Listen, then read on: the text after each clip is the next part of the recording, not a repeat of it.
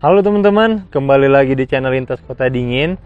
Di hadapan kita ini adalah tanaman green Kongo teman-teman. Nih dia, teman-teman bisa lihat ini adalah tanamannya. Nah, jadi dalam episode kali ini kita akan masuk ke dalam segmen sama-sama belajar bagaimana untuk cara merawat tanaman green Kongo agar anakannya bisa tumbuh keluar banyak teman-teman. Jadi silahkan teman-teman tonton video ini sampai akhir agar kita bisa sama-sama belajar. Sebelumnya kita bahas sedikit tentang tanaman green Kongo ini teman-teman. Nah, ini adalah tanaman green Kongo. Ini adalah yang ada di tempat saya, kurang lebih umurnya udah ada 8 bulan dari kemarin stek bonggolnya teman-teman. Kurang lebih stek bonggolnya itu kemarin ada 10 cm teman-teman. Jadi setelah 8 bulan dia tumbuhnya sebanyak ini. Lalu kemarin saya pernah coba-coba untuk bagaimana cara agar anakannya bisa banyak. Lalu saya dapat formula untuk pemupukan dan bagaimana cara untuk media tanamnya. Jadi itu akan kita bahas. Selanjutnya adalah tanaman green Kongo ini dia bisa teman-teman budidayakan dari dataran rendah sampai dengan dataran tinggi. Karena kemarin ini saya bawa dari daerah Malang, saya beli online. Yang dimana memang daerah sana identik dengan daerah dataran rendah teman-teman. Jadinya saya bawa ke dataran tinggi dan alhamdulillah memang dia bisa tumbuh cukup besar. Memang kita harus akui bahwa pertumbuhannya memang agak lebih lambat di dataran tinggi. Tetapi itu tidak menjadi masalah karena bisa kita bantu dengan pemberian pemupukannya teman-teman. Selanjutnya untuk tanaman green Kongo ini dia bisa diperbanyak dengan cara biji dan cara stek bonggol teman-teman. Nah, jadinya nanti dari stek bonggol itu bakalan keluar anak-anakan baru yang nantinya bisa kita pecah untuk kita perbanyak. Selanjutnya untuk tanaman green Kongo ini dia kalau teman-teman biarkan dia tumbuh dengan tunggal, dia bakalan daunnya bakalan lebar-lebar dan panjang-panjang teman-teman. Teman-teman bisa searching aja contohnya seperti tanaman green Kongo di Google, teman-teman bisa lihat contohnya tanamannya bisa sampai sangat besar. Dan umur tanaman green Kongo ini bisa sangat-sangat tinggi teman-teman, ataupun sangat-sangat lama. Karena saya ingat punya teman saya lihat kurang lebih sudah ada yang berumur 10 tahun teman-teman. Itu dia jadinya kalau teman-teman pengen koleksi tanaman yang berumur panjang, silahkan teman-teman saya rekomendasikan untuk beli tanaman green Kongo. Lalu kita masuk ke segmen yang nggak kalah penting adalah yang pertama, untuk tata cara bagaimana pemilihan media tanamnya. Pemilihan media tanam untuk tanaman green Kongo, dia tidak terlalu suka dengan keadaan yang terlalu banyak tanah padatnya teman-teman. Karena saya perhatikan untuk tanaman green Kongo ini, dia tekstur akarnya sangat mirip seperti tanaman anthurium yang dimana akar serabutnya hanya sedikit. Jadi dia lebih banyak akarnya besar-besar seperti akar tunggal teman-teman. Itu adalah karakteristiknya. Jadi untuk saya pribadi, campuran media tanamnya saya gunakan pakis kurang lebih 30%, saya gunakan 30% tanah, saya gunakan 30% sekam padi, lalu 10% saya berikan kompos teman-teman. Kita bisa lihat ini, kita buka sedikit akarnya nih. Ini teman-teman bisa lihat, ini dia perpaduannya media tanam tadi. Lalu untuk kesehatan akarnya teman-teman bisa lihat, ini saya bongkar, teman-teman bisa lihat akarnya sangat sehat nantinya ini. Nah teman-teman bisa lihat ini akarnya sangat sehat ya, dan akarnya sangat cukup banyak menurut saya nih. Jadi perpaduan media tanam itu tadi saya rasa cukup berhasil. Oke, setelah itu memang sebelumnya ini green Kongonya ini sudah minta untuk dipindah tanam teman-teman. Tetapi berhubung karena saya belum ada waktu, jadinya saya biarkan aja dulu di media tanam yang seperti ini. Dan dia tidak akan rusak teman-teman. Nah, tadi udah kita bahas tentang media tanamnya. Selanjutnya nggak kalah penting adalah bagaimana cara untuk melakukan teknik pemangkasannya teman-teman. Ini merupakan sangat penting karena untuk menunjang pertumbuhan daun yang bagus dan pertumbuhan daun yang sangat besar, dia harus lebih rajin dipangkas. Contohnya seperti ini. Ini adalah daun pertamanya dulu teman-teman. Ini ukurannya teman-teman bisa lihat, ini kecil. Lalu ini adalah daun barunya yang seperti ini yang cukup besar. Jadi sebaiknya teman-teman lakukan pemangkasan terhadap daun-daun yang kecil seperti ini.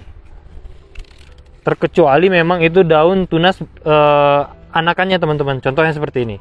Ini adalah anakannya, teman-teman bisa lihat. Ini adalah daun pertamanya. Ini daun yang pertama ini teman-teman nggak perlu buang, karena ini adalah daun anakannya. Jadi yang kita perlu buang adalah daun yang ini tadi, yang dibawa oleh indukannya. Seperti ini. Teman-teman nggak masalah buangnya terlalu banyak. Seperti ini. Teman-teman pangkas saja seperti ini. Nah, ini adalah daun barunya, teman-teman bisa lihat. Nah, ini adalah hasil pangkasan kita tadi. Ciri-ciri daun tua itu adalah daunnya sudah keras, dan dia itu teman-teman kalau pegang dia tidak mudah untuk pecah, teman-teman. Nih seperti ini. Sedangkan kalau masih daun muda seperti ini, dia sangat mudah untuk pecah. Ini dia daun tuanya. Nah, jadi untuk daun tua seperti ini, dia memang harus dipangkas agar daun mudanya bisa tumbuh dengan maksimal. Oke, itu dia tentang pemangkasannya. Kita lanjut untuk pemberian pupuknya agar tanamannya sehat dan anakannya banyak, teman-teman. Selanjutnya kita masuk ke pemupukannya tadi. Ini saya jarang sekali memberikan pemupukan secara dia diberi pupuk padat, teman-teman. Kalau saya pribadi cenderung memberikannya dia pupuk yang dicairkan dengan air. Contohnya seperti ini, teman-teman. Ini adalah pupuk NPK Grower. Ini punya saya. Ini kemarin sengaja saya berikan sedikit air agar dia mudah untuk pecah, teman-teman. Nih. Awalnya dia bentuknya butir-butiran, lalu saya beri air sedikit, dia jadi pecah, teman-teman. Nah, jadinya tujuannya adalah untuk memudahkan nantinya bisa terlarut dalam air. Kenapa saya gunakan pupuk cair? Karena kemarin pengalaman saya, karena bentuk akarnya banyak untuk tanaman ini green Kongo ini, jadi untuk memaksimalkan agar pupuk itu cepat diserap tanaman, sebaiknya diberikan secara disiram, teman-teman, ataupun dikocor. Untuk banyaknya sendiri adalah dia ini hanya satu ujung tangan seperti ini, teman-teman. Untuk jumlah air kurang lebih ini ada 300 ml. Nah, sebanyak ini. Lalu teman-teman masukkan, diaduk-aduk. Nah, kalau kemarin dia masih dalam bentuk pupuknya ini masih bulat-bulat, dia akan sedikit lama, agak lama untuk dia dicairkan. Sedangkan kalau saya beri langsung air seperti ini, teman-teman bisa lihat, ini dia gampang untuk langsung disatukan. Jadi pengaplikasiannya bisa lebih gampang, teman-teman. Lalu teman-teman siram dengan cara seperti ini aja. Nah, teman-teman siram aja seperti ini. Kemarin saya pernah coba untuk pemberiannya kurang lebih selama 4 minggu sekali gitu. Ternyata memang pertumbuhannya cukup baik. Tetapi kelemahannya adalah pemberian pupuk itu tadi. Tanah ini dia media tanamnya bakalan agak sedikit keras, teman-teman, karena dia terlalu banyak diberi pupuk. Jadinya kalau saya pribadi, saya imbangin pemberian pupuknya. Contohnya, sekarang kita beri dengan pupuk kimia kurang lebih 1 bulan. Lalu 1 bulan ke depannya, teman-teman sebaiknya berikan pupuk kandang ataupun pupuk organik yang sifatnya dia bisa membenah tanah. Jadi media tanam ini nantinya tidak akan terlalu keras dan menghambat pertumbuhan akar gitu. Jadi itu adalah cara untuk saya pemberian pupuknya, teman-teman. Cukup 300 mili aja untuk ukuran tanaman sebesar ini. Dia nanti bakalan bisa tumbuh anakan yang seperti ini. Nanti di video selanjutnya kita akan bahas juga bagaimana untuk cara anakan tanaman green Kongo yang seperti ini untuk bisa kita pindah tanam, teman-teman. Nanti bakalan kita buatin videonya setelah anakan yang seperti ini dia sudah cukup besar untuk kita pindah tanam. Oke, jadi teman-teman silahkan subscribe agar tidak ketinggalan informasinya.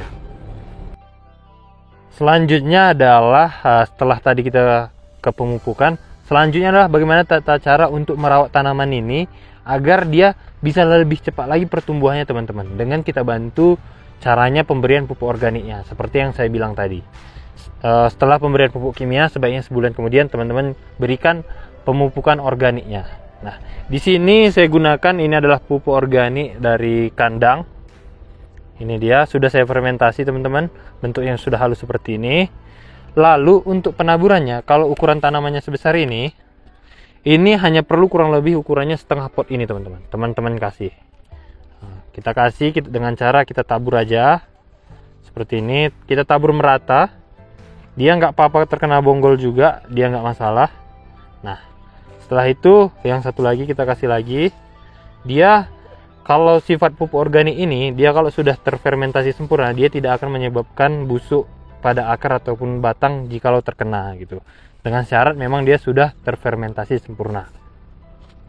Setelah teman-teman tabur seperti ini, langkah selanjutnya adalah agar menunjang pertumbuhan bonggol ini bisa tumbuh ke atas, sebaiknya teman-teman tutup juga dengan media tanamnya. Nah, seperti ini. Teman-teman tutup. Nah, seperti ini teman-teman tutup. Nah, ini adalah contohnya. Nantinya setelah teman-teman tutup ini, pupuk kandang ini tadi bakalan dimakan oleh akar. Karena tanaman green Kongo ini akarnya nanti bakalan seperti ini teman-teman. Bisa mencari makan ke segala penjuru media tanam. Teman-teman bisa lihat, ini adalah akarnya. Nah, dia bakalan naik ke atas, bukan hanya ke bawah tetapi ke atas juga. Jadinya dia nggak masalah diberi pupuk kandang. Lalu tujuan selain menambah tinggi batang tanaman, tujuannya adalah pemberian penutup ini agar nanti akar itu bisa berada juga di permukaan media tanam. Jadinya itu adalah tujuannya juga. Karena nanti teman-teman bisa perhatikan seperti yang saya tunjukkan ini tadi, akar halusnya banyak banget di permukaan media tanamnya. Jadi semakin banyak akar, maka semakin cepat juga tanaman itu akan tumbuh. Nah, ini dia seperti ini contohnya teman-teman. Untuk penambahan media tanamnya itu sebenarnya teman-teman kondisikan. Biasanya saya lakukan selama kurun waktu 2 sampai dengan 3 bulan sekali gitu. Kalau tidak saya tambah seperti ini, sebaiknya saya pindah ke media tanam yang baru ataupun ke pot yang ukuran lebih besar. Nah, itu dia teman-teman pembelajaran kita tentang tanaman green Kongo ini. Gampang banget untuk cara merawatnya. Mungkin di next video yang seperti saya bilang tadi, kita akan belajar bagaimana cara untuk memperbanyak tanaman ini gitu. Jadi silahkan teman-teman subscribe dulu channel kita ini agar teman-teman tidak ketinggalan informasi. Dan teman-teman kalau suka dengan tanaman ini, teman-teman boleh order di kita. Nanti untuk masalah harga kita bisa negosiasi tergantung bagaimana nanti kondisi besar tanamannya. Dan nggak kalah penting adalah tanaman ini sangat gampang untuk dipelihara teman-teman. Jadi teman-teman nggak perlu khawatir karena dia tidak akan seribet bagaimana tanaman begonia. Oke, itu dia pembahasan kita. Kalau teman-teman masih ada pertanyaan, silahkan teman-teman komen aja. Nanti kita akan berdiskusi di kolom komentar. Oke, sampai ketemu di video selanjutnya.